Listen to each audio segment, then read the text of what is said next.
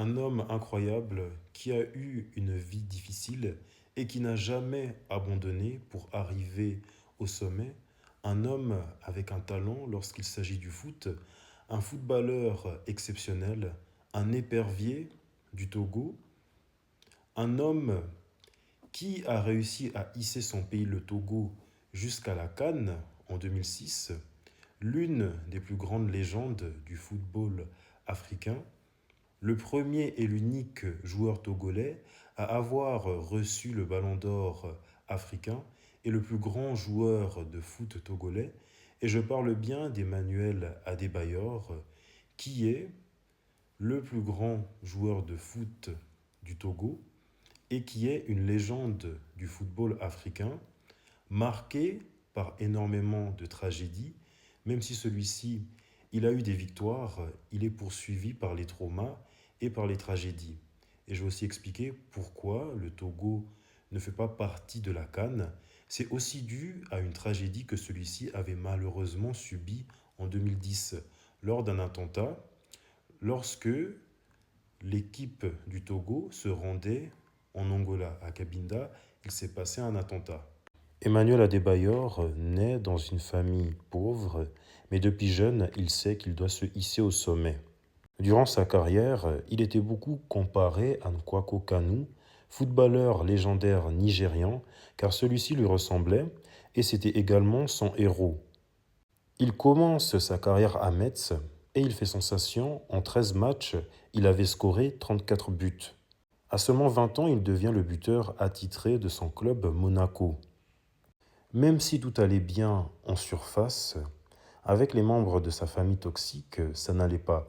Sa mère, qui possédait la plupart de ses biens, dans des voitures et des maisons, elle l'accusait à Accra, au Ghana, que son fils l'avait mis dehors. En 2004, Adebayor score 12 buts en 11 matchs. Il fait tomber le Mali et le Sénégal, ce qui propulsera son pays en Coupe du Monde. En 2006, le monde entier découvrira les éperviers du Togo. La qualification sera historique. Si la popularité d'Emmanuel augmente, la rancœur que son frère avait contre lui augmente aussi. Emmanuel supportait les frais d'études des enfants de son frère et lui-même, mais ce n'était jamais suffisant. Il se faisait tellement harceler par sa famille qu'il changeait souvent de numéro de téléphone. En 2008, une autre victoire arrive dans sa vie. Il recevra le Ballon d'Or africain. Il reste à ce jour le premier et l'unique joueur du Togo à avoir décroché ce prix. Malheureusement, une autre tragédie survient dans sa vie en 2010. Lors de la CAN, un incident se passera qui le changera à jamais. 3 personnes, dont le chauffeur du bus et 2 membres de l'encadrement, sont morts durant un attentat à Cabinda, en Angola. Depuis cet attentat, le Togo s'était officiellement retiré de la CAN, soit le 10 janvier 2010.